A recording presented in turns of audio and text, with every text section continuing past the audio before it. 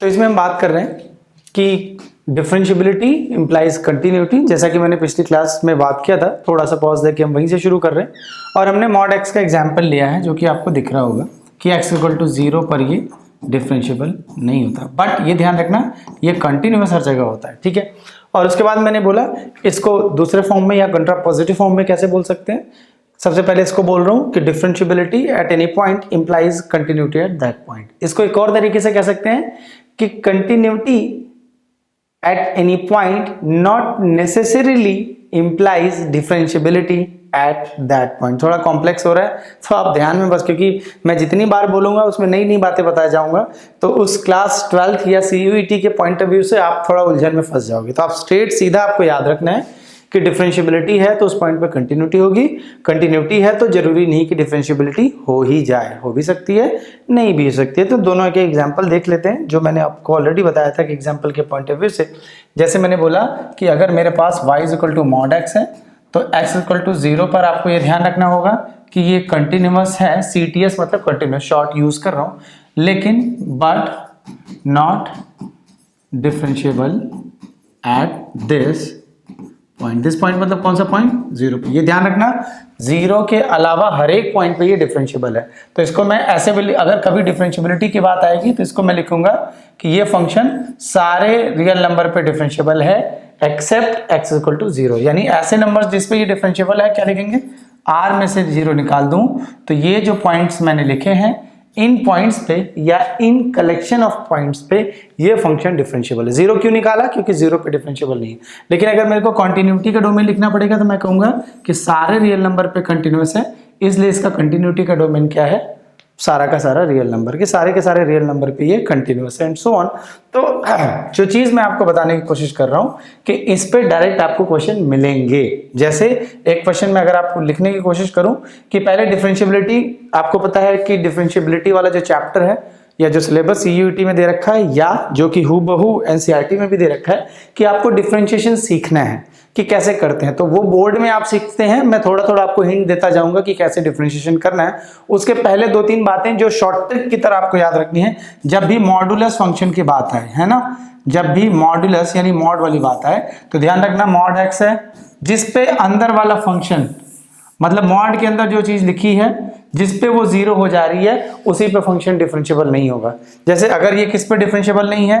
x equal to 0 पे differentiable नहीं है, बाकी सब पे डिफरेंशिएबल है। ये दिमाग में रखना। अगर मैंने लिखा है x माइनस 1, ये किस पे डिफरेंशिएबल नहीं है? ये 0 कब होगा? जब x 1 होगा। यानी x माइनस 1 इक्वल टू 0, यहाँ से x इक्वल टू 1 पुट कर दूंगा तो ये 0 हो जाएगा। तो ये ट्रिक बता रहा हूँ, वो ट्रिक ध्यान में रखना क्योंकि एग्जाम में MCQ फॉर्मेट में आना है। तो MCQ के पॉइंट ऑफ व्यू से आप आंसर निकालना है, आपको सॉल्व नहीं करना है। ऑल्दो इसको डिफरेंशिएट करके भी चेक कर सकते हैं, लेकिन वो डिटेल में नहीं जाऊंगा क्योंकि हमारे पास CUET की जो MCQ का जो क्वेश्चन बैंक है वहां, क्योंकि अभी तो मैं चैप्टर की थ्योरी थोड़ी सी करा रहा हूं आपको, जब मैं वो क्वेश्चन बैंक कराऊंगा तो वहां पे इन सब क्वेश्चन की थोड़ी सी डिटेल में मैं हैंडलिंग करूंगा। यहाँ पे बस आप ये ध्यान रखो। जैसे मान लो sin x है, मॉड के अंदर लिखा है तो sin x कब 0 होता है? x इक्वल टू 0 पे भी 0 होगा, x इक्वल टू पाई पे भी 0 होगा, x इक्वल टू 2 पाई पे भी 0 होगा एंड सो ऑन। तो ये जो फंक्शन है वो 0 पे भी डिफरेंशिएबल नहीं है, पाई पे भी नहीं है, 2 पाई, मतलब जिसपे मॉड के अंदर वाली चीज 0 हो जा रही है उस पे आपका फंक्शन डिफरेंशिएबल है। चाहे ये अकेले लिखा हो, चाहे ये अकेले लिखा हो, चाहे ये अकेले लिखा हो, चाहे ये तीनों सम के रूप में लिखे हो तो भी, अकेले अकेले लिखा है तो भी। यानी अगर मेरे पास सपोज ऐसा फंक्शन है f1x, या केवल मैं फॉर एग्जांपल मैं बोल रहा हूं केवल fx लिखा है sin x मॉड में, तो आप बोलोगे सर 0 पे डिफरेंशिएबल नहीं है, लेकिन कंटिन्यूअस सब पे है, ध्यान रखना, और पाई पे नहीं है, 2 पाई पे नहीं है एंड सो ऑन। चाहे अगर अकेले ऐसा लिखा है मॉड x माइनस 2, तो ये किस पे डिफरेंशिएबल नहीं है? 2 पे डिफरेंशिएबल नहीं। क्यों? क्योंकि 2 पुट करने पे 0 हो रहा है, ठीक है। लेकिन ऐसा नहीं होना चाहिए कि अगर कहीं आपको x मॉड x लिखा है या x स्क्वायर मॉड x लिखा है तो ऐसे आपको नहीं देखना है। फिर उसके लिए फिर आपको टेक्निक लगानी पड़ जाएगी। कौन सी टेक्निक? सपोज अगर आपके पास x स्क्वायर मॉड x लिखा है और आपको x इक्वल टू 0 पे बताना है तो आप ऐसा मत करना कि अच्छा ये 0 हो रहा है तो नहीं, तो फिर आपको अलग से इसको ब्रेक करना पड़ेगा। कैसे? x स्क्वायर तो ऐसे ही रहेगा, मॉड x एक बार प्लस x बन जाता है और एक बार माइनस x बन जाता है। ये कब के लिए होता है? तब के लिए। कब के लिए होता है? अब के लिए। तो अब एक्स स्क्वायर इंटू एक्स क्या होता है, डायरेक्ट लिख रहा हूं, कितना लिखूंगा, x cube, x square into minus x कितना हो जाएगा, माइनस एक्स क्यूब। अब इसको मैं डायरेक्ट डिफरेंशिएट कर दूंगा, देखो डिफरेंशिएट करूंगा तो कितना आएगा, किस पॉइंट पे करना है ध्यान रखना, इसको डिफरेंशिएट कर दूंगा 3x स्क्वायर, लेकिन 0 पुट करूंगा तो 0 बन गया, इसको डिफरेंशिएट करूंगा तो माइनस 3x स्क्वायर, डिफरेंशिएट कर दूंगा तो 0 बन गया, और सॉरी x को 0 पुट कर दूंगा, दोनों साइड देखो right hand derivative left hand derivative same है, तो मैं बोलूंगा कि 0 पर डिफरेंशिएबल है। लेकिन अगर केवल ये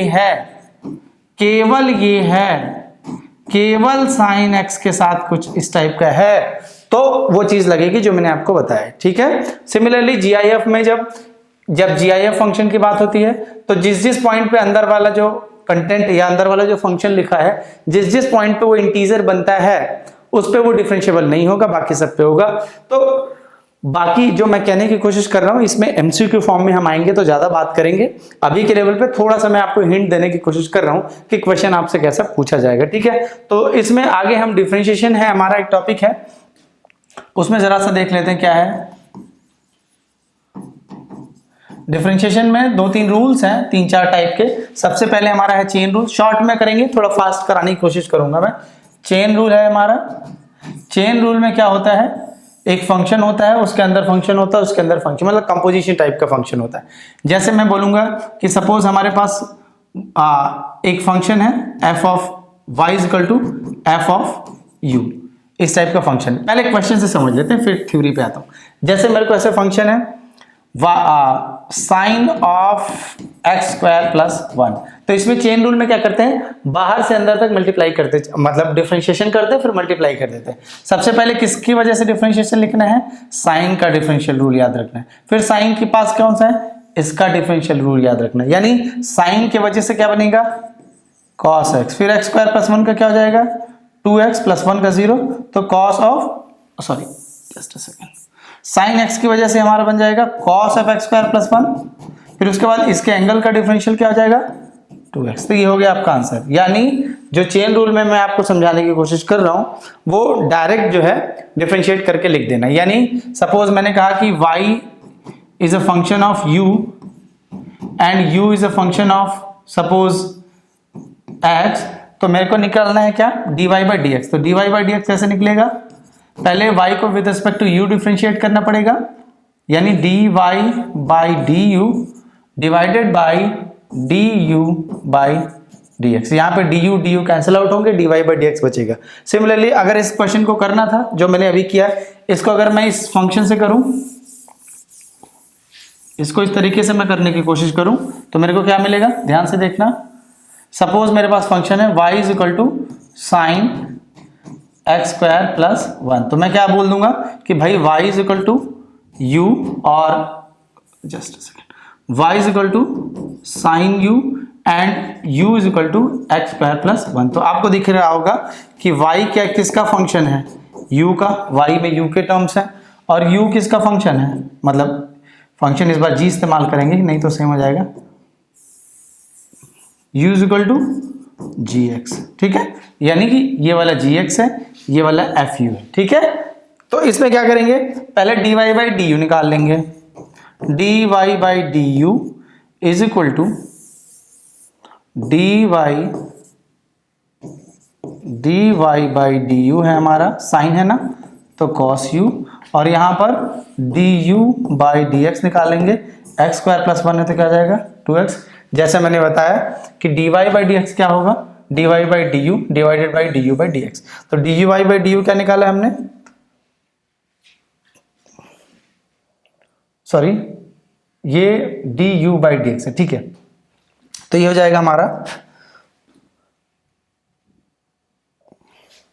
D y by d x is equal to d y by d u multiplied by d u by d x. तो D y by d u क्या है, कॉस यू हमने यहाँ पे लिखा है, और उसके बाद D u by d x क्या है, इंटू 2x। फिर u की जो वैल्यू है वो क्या है, एक्स स्क्वायर प्लस 1, यहाँ पे डाल दोगे तो क्या आएगा, cos x square plus 1 into 2x। तो जो मैं आपको कहने की कोशिश कर रहा हूँ वो एकदम सीधी सीधी बातें हैं, उसमें कुछ ज़्यादा नहीं है। मैंने बोला क्या कि मेरे को डिफ्रेंशिएट करना है sine of x square plus 1, ठीक है। तो यहाँ पर अगर मैं डी बाई डी एक्स लगाता हूँ, इसका मतलब मैं इसको डिफरेंशिएट करना चाहता हूं, तो ये ध्यान रखना, बाहर से अंदर की तरफ, यानी फ्रॉम आउटवर्ड टू इनवर्ड, यानी बाहर से अंदर की तरफ आप डिफरेंशिएट करो। बाहर का मतलब सबसे पहले ये है, फिर इसके अंदर है, ठीक है, यानी डी बाई डी एक्स। और रिजल्ट को क्या कर देना, मल्टीप्लाई। साइन की वजह से क्या हो जाएगा, कॉस एक्स स्क्वायर प्लस 1, अभी बताया। फिर अंदर क्या है, एक्स स्क्वायर प्लस 1 का क्या हो जाएगा, 2x। ये हो गया आपका रिजल्ट, ठीक है। और कोई रिजल्ट है, suppose sine of cos of x cube, suppose ऐसा कोई है। तो अगर मेरे को ये डिफरेंशिएट करना है, तो उसमें जो मैंने आपको रिजल्ट अभी बताया था, कंपोजिशन ऑफ फंक्शन या चेन रूल, सपोज y का फंक्शन है, u y का फंक्शन है, u के अंदर सपोज v है और v के अंदर सपोज x है, तो क्या हो जाएगा dy by d x, dy by d x हो जाएगा हमारा dy बाई du बाई, क्योंकि u के अंदर v है, v और dv बाई dx। तो ये ध्यान रखना, ये डायरेक्ट, क्योंकि आपका CUET का एग्जाम बेसिक एग्जाम माना जाता है, तो हो सकता है कि चेन रूल में ही 4-5 चीजें वो ऑप्शन देके फंसा के डायरेक्ट फार्मूला पूछने की कोशिश करें। तो एक बार, वैसे तो हमारे कंटेंट में ये सारी चीजें कवर हो जाती हैं, बट आपको थोड़ा सा मैं इस चीज के लिए अवेयर करूंगा, थोड़ा सा आप एक बार फार्मूला वगैरह ठीक से देख लेना। यहाँ पर देखो कितने फंक्शन दिख रहे हैं, साइन दिख रहा है, कॉस दिख रहा है, एक्स क्यूब दिख रहा है, 3 दिख रहे हैं। तो सबसे पहले साइन की वजह से पूरा डिफरेंशिएट होगा, फिर कॉस की वजह से होगा, फिर एक्स क्यूब की वजह से होगा। लेकिन मेथड से जाएंगे तो ये थोड़ा सा एक बार u लेना पड़ेगा, v लेना पड़ेगा, x लेना पड़ेगा एंड सो ऑन। वो सब आपने बोर्ड के लिए ऑलरेडी कर रखा है, तो मैं वहां नहीं जा रहा हूं, मैं आपको यहाँ डायरेक्ट समझाऊंगा, ठीक है। तो यहाँ पे क्या हो जाएगा, पहले साइन की वजह से, साइन का क्या होता है डिफरेंशियल, कॉस, फिर सारा कंटेंट वैसे लिख लो, कॉस ऑफ एक्स क्यूब, ठीक है। फिर अब कॉस की वजह से ये हो गया, कॉस का हो जाएगा माइनस साइन एक्स क्यूब, ठीक है। फिर उसके बाद एक्स क्यूब का क्या हो जाएगा, 3x स्क्वायर। तो ये हो गया आपका आंसर। कुछ करना नहीं है, सीधे सीधे इसमें क्वेश्चन होते हैं। एक दो आपके एनसीईआरटी के क्वेश्चंस ले लेता हूं मैं यहां पर।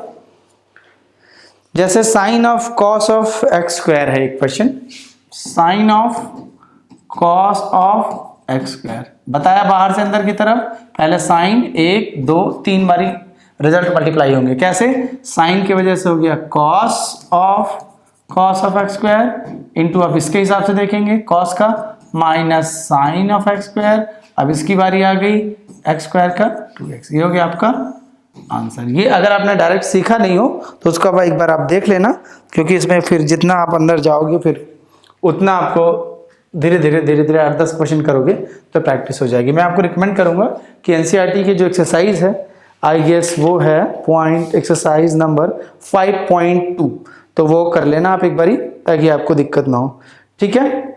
कुछ है नहीं इसमें, कुछ भी नहीं करना है। उसमें एक और बड़ा मजेदार सा क्वेश्चन है कि y = x - 1 को ये प्रूव करना है कि x = 1 पे डिफरेंशिएबल नहीं है। तो अब इसमें प्रूव करना है। अब देखो समस्या है कि हम बोर्ड का जो एग्जाम है ये पास कर चुके हैं। कुछ लोगों ने तो ऐसे दिल थाम लिया होगा, सर पास कहाँ कर चुके, अभी तो रिजल्ट नहीं आया है। ऐसी बात नहीं बच्चों, मैं ये मान ले रहा हूँ कि जो बच्चे CUET के लिए देख रहे हैं या वीडियोस देख रहे हैं, समझने की कोशिश कर रहे हैं, कम से कम पास तो हो ही जाएंगे। अब पता है CUET में जो यूनिवर्सिटीज़ शामिल हैं उनमें आपके 12th के मार्क्स का कोई मतलब नहीं रह गया। आपको कुछ क्राइटेरिया अलग अलग यूनिवर्सिटीज़ लगाती हैं, लेकिन 60-65-70% तो जनरली आ जाते हैं आपके। तो उसमें आपको ये ध्यान रखना है कि आप पास हो चुके हो, आपको अप्रूव नहीं करना है। अब यहाँ पे आपको इस फंक्शन को देखना है, और इन्होंने कहा कि show that the function is differentiable और नॉट एट पॉइंट x = 1। तो मेरे को क्या करना है कि x = 1 पे, मैंने पहले ही बताया, जैसे ही मॉड दिखा, मतलब ना इधर से कोई मल्टीप्लिकेशन है ना उधर से कोई मल्टीप्लिकेशन है, तो अंदर वाला जिस पॉइंट पे 0 हो जाए उस पॉइंट पे डिफरेंशिएबल नहीं है, बाकी सब पे डिफरेंशिएबल है। और दूसरी बात, कंटिन्यूटी की भी पॉइंट कर लेता हूँ साथ के साथ कि x = जब मॉडुलस फंक्शन हमेशा कंटिन्यूस होता है, तो ये जो फंक्शन है ये हर पॉइंट पे कंटिन्यूस होता है। दूसरी एक और चीज जो इसको डेफिनेशन से बताया जा सकता है कि अगर मॉड x - 1 के मॉड को मैं डिफाइन करने की कोशिश करूं, तो मॉड पता है आपको, एक बारी प्लस हो जाता है एक बारी माइनस। जब प्लस हो जाएगा तो x - 1, जब x - 1 > 0 तो x > 1, तो minus of x - 1 minus of x minus one, जब x minus one less than 0 यानी x लेस देन 1, तो अब यहाँ पे इसको थोड़ा सिंप्लीफाई कर लो तो क्या जाएगा minus x plus one. Direct differentiate करो, कुछ नहीं करना है, जैसे आराम। डिफरेंशिएट करोगे तो 1, डिफरेंशिएट करोगे माइनस 1, तो 1 के राइट में यानी राइट हैंड डेरिवेटिव आ गया 1, 1 के लेफ्ट में यानी लेफ्ट हैंड डेरिवेटिव आ गया माइनस 1, दोनों डिफरेंट है, तो आप बोलोगे कि 1 पे डिफरेंशिएबल नहीं है। आप कहोगे सर आपको ये 1 कहाँ से मिला? जब आपने मॉड x बताया था, जब आपने मॉड x बताया था, थोड़ा सा इसको आगे बढ़ाऊं, जब आपने मॉड x बताया था तो सर आपने कहा कि सर ये x होता है एक बारी माइनस एक्स होता है जब x ग्रेटर देन 0, जब x लेस देन 0, तो अभी आपने x माइनस 1 बता दिया, तो फिर यहाँ पे 0 0 लिखने के बजाय आप 1 1 क्यों लिख रहे हो? मेरे बच्चे 1 इसलिए लिख रहा हूँ क्योंकि यहाँ पे जो रहेगा वो यहाँ पे पूरा जाएगा और वही चीज़ यहाँ पे जाएगी ग्रेटर देन 0 लिख के, यहाँ पे जो रहेगा वही चीज़ यहाँ पर माइनस से जाएगी और वही चीज़ यहाँ लिखी जाएगी लेस देन 0 लिख के। ये ध्यान रखना। कैसे? तो मैं x यहाँ पर, x यहाँ पर, x यहाँ पर तीनों लिख देता हूँ, यानी x माइनस 1 है ना, तो x माइनस 1 यहाँ पर लिखना है, x माइनस 1 यहाँ पर लिखना है, ऐसे करना है, ठीक है। अब इसका मतलब क्या होता है? x माइनस 1 लेस देन 0 का मतलब क्या होता है? ग्रेटर देन 0 का मतलब है x ग्रेटर देन 1। सिमिलरली जो यहाँ पर लिखा है वही यहाँ पर माइनस में लिख देना है, तो यहाँ पर माइनस में लिख देंगे, यहाँ पर क्या लिख देंगे? x minus 1। सेम, अब देखो यहाँ पर सेम लिखना है, तो जो ऊपर लिखा है वो नीचे लिखा है, लेकिन ऊपर ग्रेटर देन 0 है तो यहाँ पर लेस देन, यानी जो यहाँ पर है वो यहाँ पर है, वो यहाँ पर है, जो यहाँ पर है वही यहाँ पर है, लेकिन यहाँ वाला माइनस के साथ है, तो यहाँ वाला माइनस के साथ कर लिया, यहाँ वाला सेम लेस देन 0। थोड़ा जल्दी जल्दी कराने की कोशिश कर रहा हूँ ताकि आप इसको पकड़ के अपना प्रैक्टिस करते रहो फटाफट, और ताकि एग्जाम भी पास में आ रहा है, तो मैं कोशिश करूंगा कि जल्द से जल्द ये सारा मामला खत्म हो जाए, तो आपको थोड़ा टेस्ट सीरीज वगैरह में इन्वॉल्व किया जाए। तो अब आपको डायरेक्ट डेफिनेशन दिख गई है।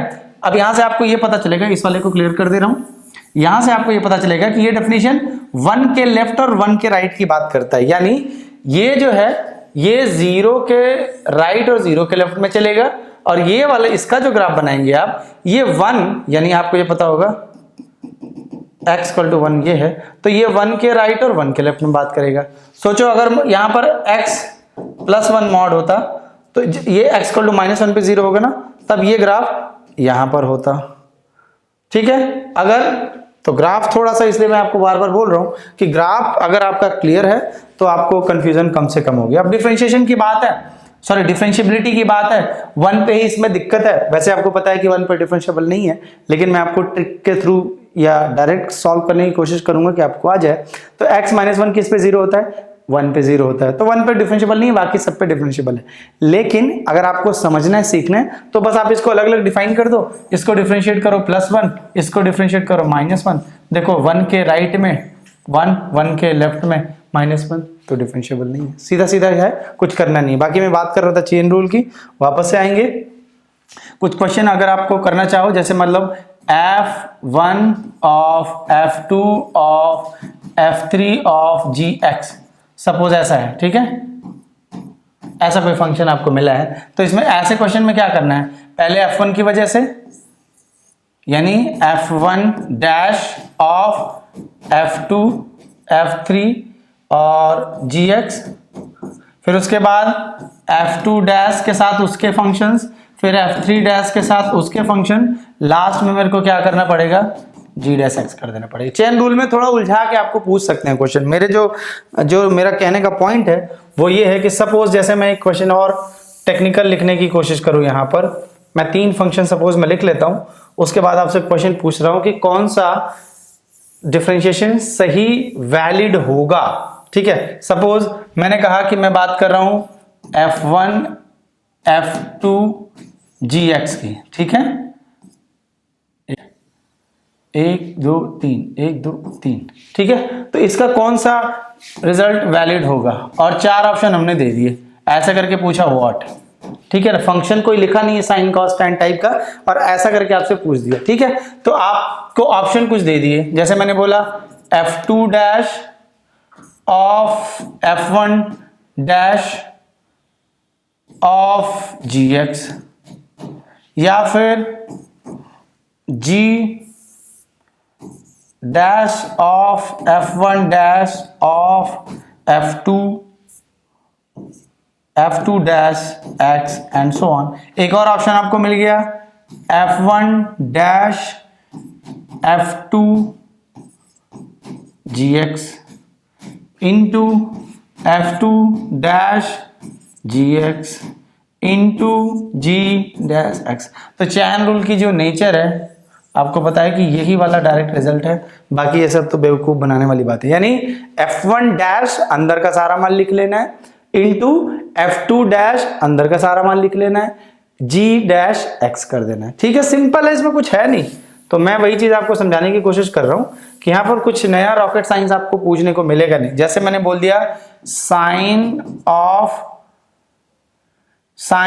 ऑफ इसके साथ सपोज मैं बोल दे रहा हूं log of x cube plus x plus 1। तो देखो मतलब ये F1 F2 G इसी टाइप का। सबसे पहले साइन की वजह से कॉस हो गया, अंदर का सारा मान लिख लेना मेरे को, कॉस में log x cube plus x plus 1, एक साइन का निपट गया।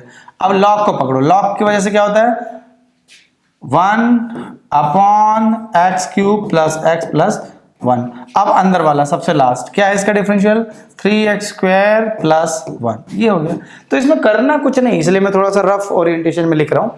इन सब की नोट्स की जरूरत नहीं है क्योंकि सीधे सीधे हैं, आपको एनसीईआरटी थोड़ा सा पकड़ के रखना है, एक राउंड प्रैक्टिस करना है।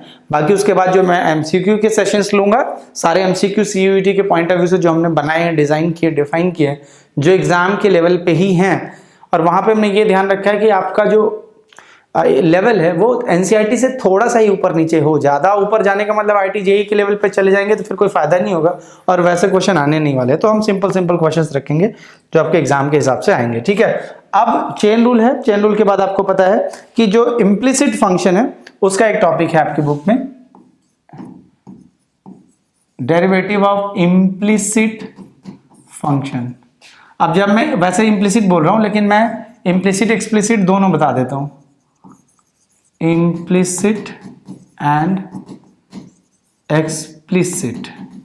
इम्प्लिसिट का मतलब है कि y और x मिक्स रहेंगे, खिचड़ी रहेगा, तो उसमें x को y के फॉर्म में या y को x के फॉर्म में रिप्रेजेंट करना मुश्किल होता है। एक्सप्लिसिट का मतलब सपोज मैंने बोला कि एक फंक्शन है y is equal to fx, यानी सारे x के टर्म एक साइड कर लो, y अकेला x तरफ बच जाएगा, तो मैं कहूंगा कि all the terms of x can be explicitly represented in the form of y।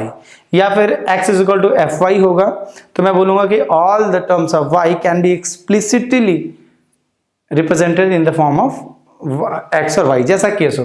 तो इम्प्लिसिट का मतलब है कि x y, जैसे मान लो y, जैसे मैंने बोला x plus y plus x square is equal to 0, ऐसा कोई फंक्शन है तो बोलोगे सर ये तो एक्सप्लिसिट फंक्शन है। क्यों?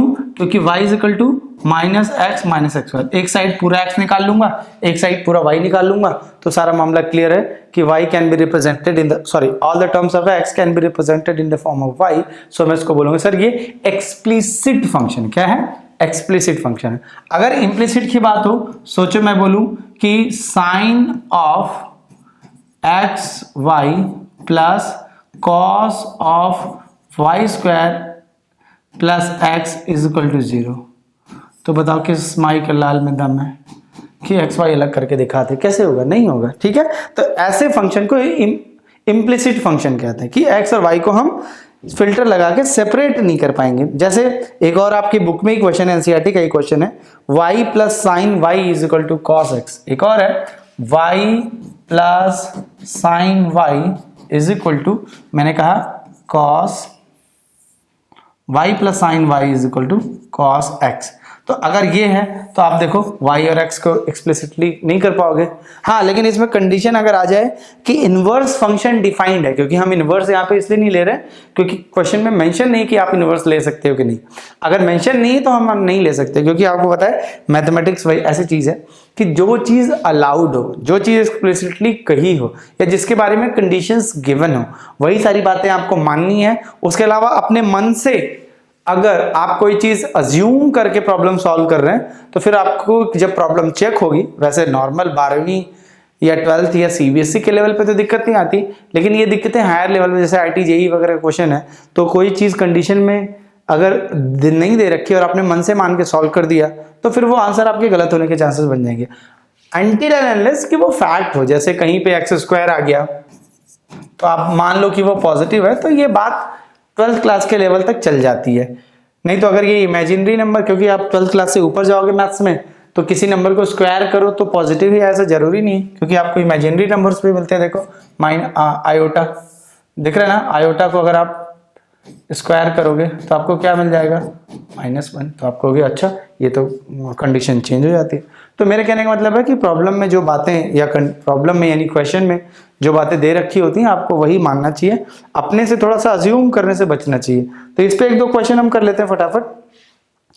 जैसे ax + by², ये आपकी बुक का ही प्रॉब्लम है, बुक से ही लिया मैंने।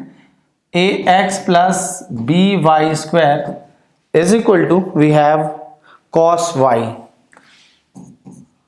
cos y। अब ये इसको मैं क्या बोल रहा हूं, ये इम्प्लिसिट है, इम्प्लिसिट है। इम्प्लिसिट क्यों बोल रहा हूं, सपोज अगर कहीं ऐसा लिखा हो x - y = पाई, तो ये एक्सप्लिसिट है। क्यों, क्योंकि इसमें मैं आराम से कर दूंगा कि सर -y = पाई -x, तो y = x - पाई। तो यहाँ पर all the terms of x can be represented in the form of y, या फिर इसको मैं ऐसे भी बोल सकता हूँ कि all the terms of y can be represented explicitly in the form of x। तो मैं उसको बोल सकता हूँ कि ये एक्सप्लिसिट है। तो इम्प्लिसिट का मतलब x और y को अगर मेरे को dy/dx के फॉर्म में देखना है तो ये इम्प्लिसिट है, यानी सारे टर्म्स y के और x के एक साथ में नहीं कर पाऊंगा, क्योंकि y यहाँ पे जो मैं कहने की कोशिश कर रहा हूँ कि मेरे को अगर dy/dx निकालना है तो मैं इसको y = fx के फॉर्म में कन्वर्ट नहीं कर पाऊंगा। ऑल्दो इसको मैं x = gy के फॉर्म में कन्वर्ट कर सकता हूं, मतलब x को इधर रखूंगा, बाकी सारे y के टर्म्स उधर चले जाएंगे, ऐसा पॉसिबल है।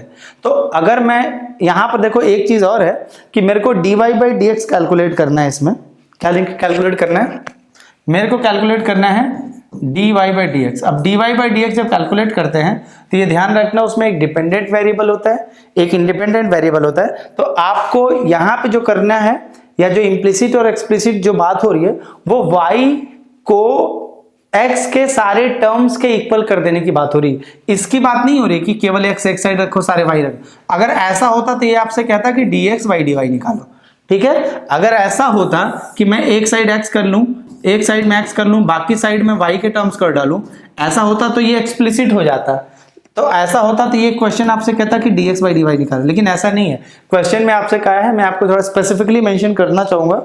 ये example 25 page number 167, example number, let me right it again, example 25 page 167, example 25 page 167। ये मैं लिख इसलिए रहा हूं ताकि आप इसको देख लो। क्यों, क्योंकि एग्जाम्पल में आपको क्या कह रहा है कि फाइंड dy/dx। ये बहुत सोचने की चीज है कि आपसे ये dy/dx क्यों कह रहा है, और ये टॉपिक इम्प्लिसिट में दे रखा है, इम्प्लिसिट में दे रखा है ना।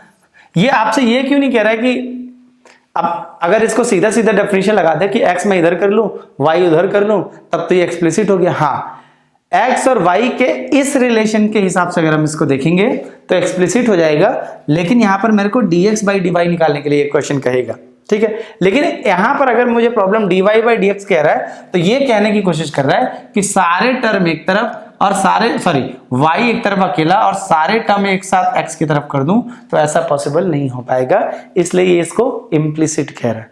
बहरहाल ये जो भी कहे वो इशू नहीं है हमारे लिए, हमारे लिए इशू है dy/dx कैलकुलेट करना। लेकिन एग्जाम में कभी हो सकता है डेफिनेशन पे क्वेश्चन पूछे, हालांकि इसके चांसेस कम है कि आपसे वो इम्प्लिसिट और एक्सप्लिसिट के डेफिनेशन पूछे, बट अगर आप जान रहे हो तो हायर क्लासेस में जब आप जाओगे ग्रेजुएशन में या master graduation first year second year या और कोई कोर्स लोगे जिसमें ये फंक्शन वगैरह पढ़ाया जाता है, तो आपको थोड़ा सा दिक्कत कम होगी, नहीं तो ऐसे तो फिर दिक्कतें आपको बढ़ जाएंगी, ठीक है। तो मेरे को dy/dx निकालना है, तो मैं क्या करूंगा, इसको डिफरेंशिएट करो, a × x का 1 होता है, by² का मतलब b × ट्वाइस y, सॉरी जब भी y चूंकि डिपेंडेंट वेरिएबल है 2y × dy/dx। cos y का क्या हो जाएगा, -sin y dy/dx। जब भी डिपेंडेंट का निकालते हैं ना तो आगे dy/dx भी लिखते हैं, ये चेन रूल के थ्रू ही आता है, ध्यान रखना। जब भी जैसे मान लो x² को डिफरेंशिएट करेंगे, ठीक है ना, और x यानी जिसके रिस्पेक्ट में डिफरेंशिएट कर रहे हैं अगर वही वेरिएबल है तो वहां पर कुछ अलग से ऐड नहीं करना पड़ेगा, लेकिन यहां पर विद रिस्पेक्ट टू x से डिफरेंशिएट कर रहे हैं और यहां पर y है तो dy by dx ऐड होगा। ठीक है, तो ये आपको दिमाग में थोड़ा सा रखना है क्योंकि y डिपेंडेंट वेरिएबल है, इस वजह से उसका डेरिवेटिव ऐड हो जाता है। हालांकि आप क्लास 12th की प्रैक्टिस के दौरान ये करते हुए चले आए हो, बट मैं उसका रीजन चाहता हूं कि आपको जानना चाहिए। ठीक है, इधर से एक बार क्लियर कर देता हूं, जस्ट अ सेकंड। तो ये हो गया। हाँ, उस dy by dx के टर्म एक साथ कर लेते हैं। ये है मेरे पास 2by into dy by dx, minus की जगह इधर ले आओ plus sine y into dy by dx is equal to, इस a को मैं इधर लेके जाता हूँ माइनस a। अब मैं dy by dx कॉमन ले लेता हूँ, क्या मिल जाएगा मेरे को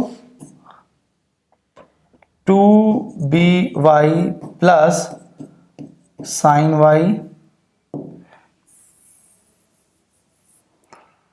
plus sine y, dy by dx common ले लिया तो यहाँ से मेरे को एक टर्म मिला 2by जो कि यहाँ है, यहाँ पे मेरे टर्म मिला साइन y जो कि यहाँ है, इज इक्वल टू मेरा क्या आ गया माइनस a अपॉन ये टर्म इधर आ जाएगा, यानी 2by प्लस साइन y, ये टर्म कहाँ से इधर जाएगा यहाँ से, तो यहाँ पर जो हमने निकाला वो निकाला dy by dx is equal to this. तो ये आपको थोड़ा सा ध्यान में होना चाहिए कि ये कैलकुलेशन, ये सारी चीज़ें एकदम सीधे सीधे चलती हैं, लेकिन इसमें आपको टेक्निकली क्या करना पड़ता है कि आपकी प्रैक्टिस अगर थोड़ी सी हो जाएगी तो आपको दिक्कतें कम से कम होंगी। नेक्स्ट हम एक टॉपिक इसमें और देखने की कोशिश करेंगे कि इन्वर्स ट्रिग्नोमेट्रिक फंक्शन क्या है, और उसमें जो हमारे क्वेश्चंस है वो, क्योंकि यहाँ पे देखो ये सब टॉपिक ऐसे हैं कि डायरेक्ट डिफरेंशियल यानी पूछेंगे या तो उसका फॉर्मूला पूछ लेंगे, इससे ज्यादा वो कुछ आपसे पूछने नहीं वाले हैं। ठीक है, तो इसमें हम नेक्स्ट पे चलते हैं, इन्वर्स ट्रिग्नोमेट्रिक फंक्शन।